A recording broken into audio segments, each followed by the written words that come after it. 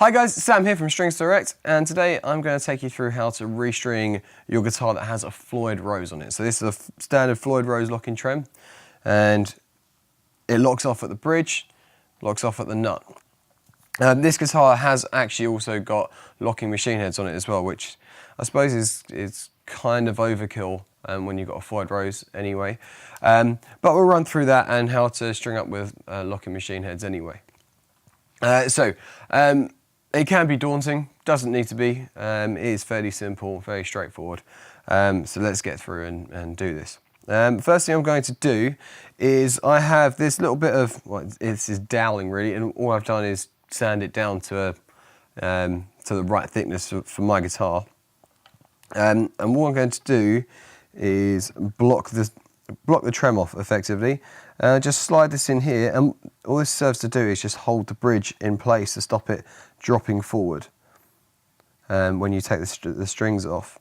And you don't want so much that it moves the bridge. So I've only put a tiny bit in there, and it hasn't even moved the bridge at all. So the strings are more or less still in tune. And what that means is that when I take strings off, I don't have to spend ages tuning the machine head, tuning the strings up one by one, gradually lifting the bridge back up to compensate for the springs.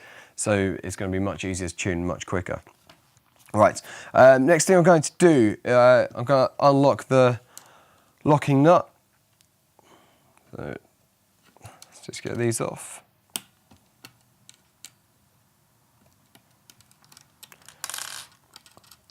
Now it's handy if you don't have a big, nice, clear workbench like this, to have somewhere, a little tray or pot that you can put all the screws and bits in that you're taking off.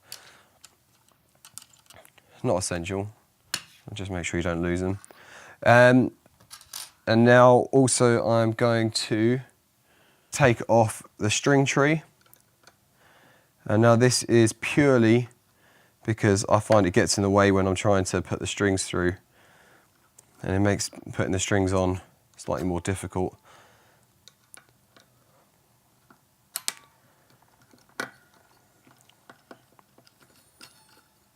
Okay. And now the last thing I do before I take the strings off is I'm just going to make sure I've moved the fine tuners to a point where they give me the most amount of play. So the way I like to do this is to make sure they're in the centre like that. What I like to do is just screw one as far in as possible, and one as far out, and then the one in the centre I'll put in the middle. And now what I'll do is move all those to that, and what that does is that means I've got the maximum amount of play with my fine tuners once I've locked the guitar in later. And when I say maximum amount of play, what I'm saying is I can sharpen or flatten the string the greatest amount either way. Okay, so that's all set. Now what I'm going to do is just loosen off the strings and we'll get these off.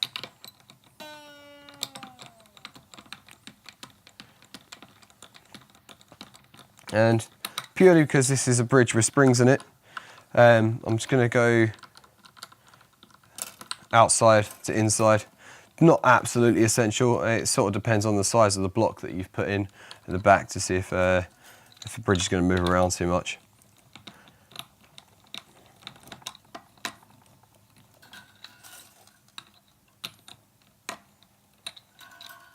Okay, so they are all slackened off, and what I'm going to do is just cut somewhere sort of down the middle. So all those, and just going to unlock the tuners, pull the strings out.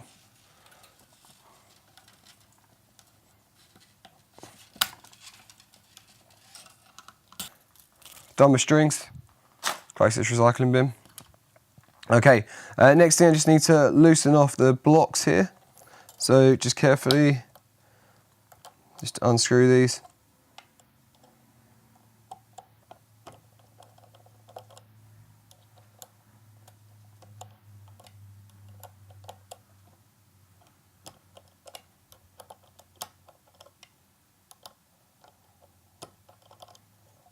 Okay. Try not to move the bridge around too much. Remember, as it's floating here.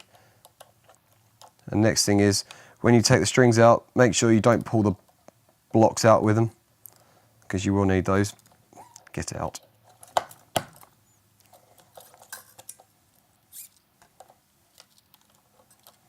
Okay.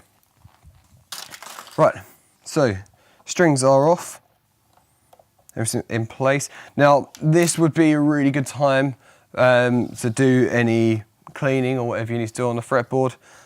Mine's pretty awful, but for the purpose of this video, I'm not going to do that. I'm just going to carry on restringing. So, right, next thing is this. Let's talk about strings.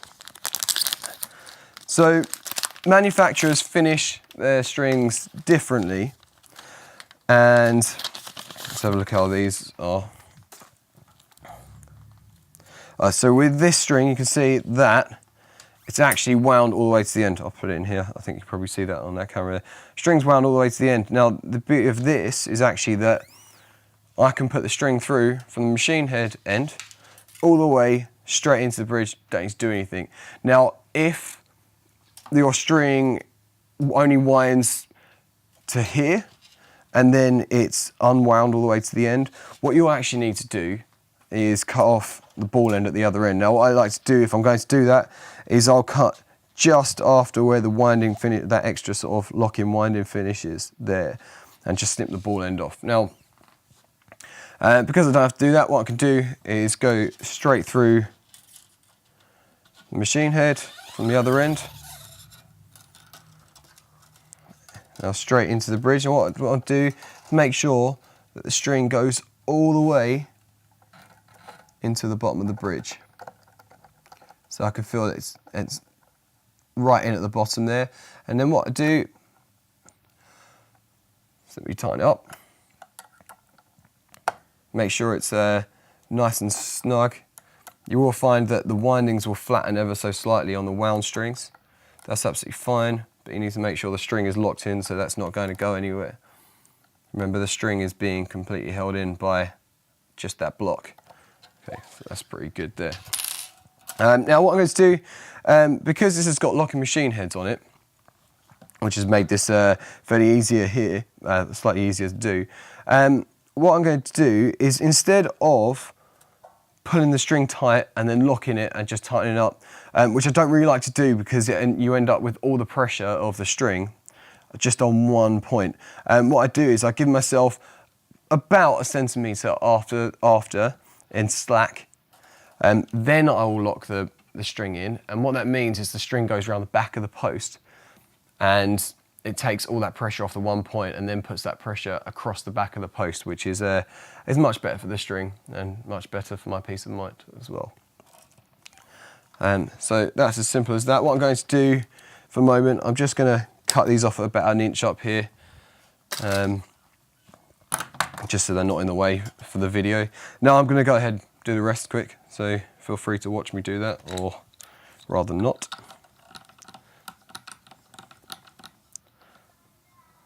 Put that on loosely. Okay. And there's no real right or wrong way to put the strings on. You're not putting a massive amount of tension on yet, but I suppose it does look nicer to go from the outside pairs in. It's in, so make sure the string goes right to the bottom of the saddle. Tighten it in and tighten it up. You find it's much easier and quicker to do these plain strings. Okay, so I give myself about 1 centimetre or so slack. Tighten in. Just gonna snip off about there for the moment.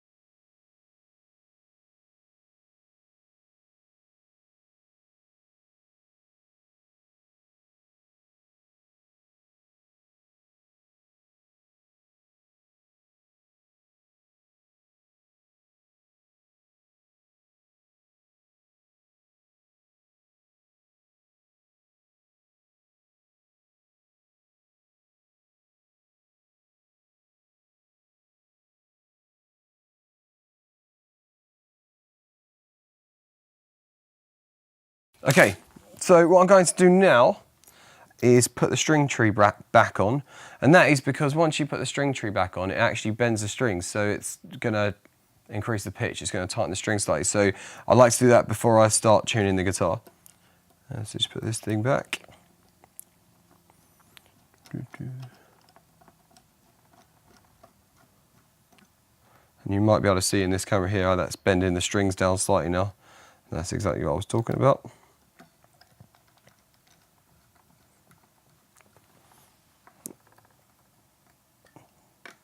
Don't need to tighten this on massively, just there so it's creating that nice break angle, make sure the strings are sitting nice and low. So what I'm going to do now is just bring the guitar roughly in tune.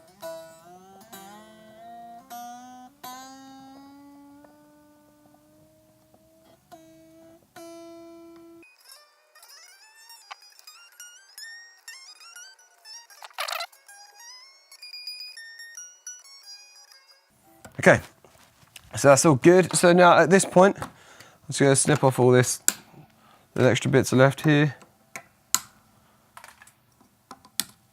This is where I'd normally snip off the whole string, but obviously for the purpose of the video, so you can see what's going on here and not have massive string tails hanging around. I'll do this twice. Okay.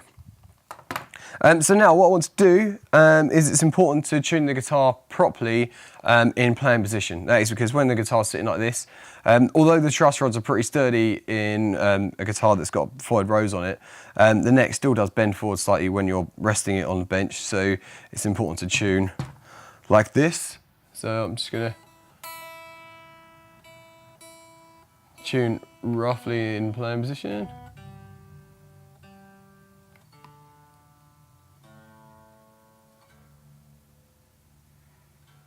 Okay, so we're about there. Now what I'm going to do, well, that's a really good sign, the fact that the dowel's just fallen out the back. That means that I've brought the guitar up to just about the right pitch.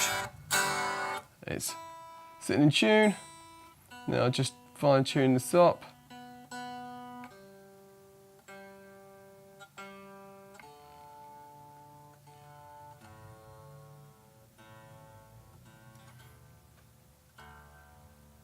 Okay, so that's in. Now, last thing to do is now put the locking nuts back on. Put these in.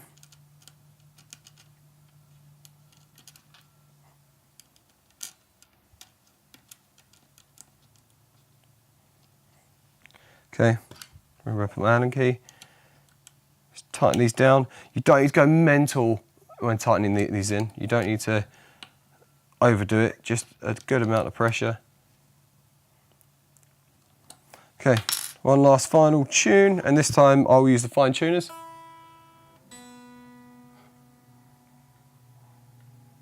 And remember, because the bridge like this is floating, it's all about compensation.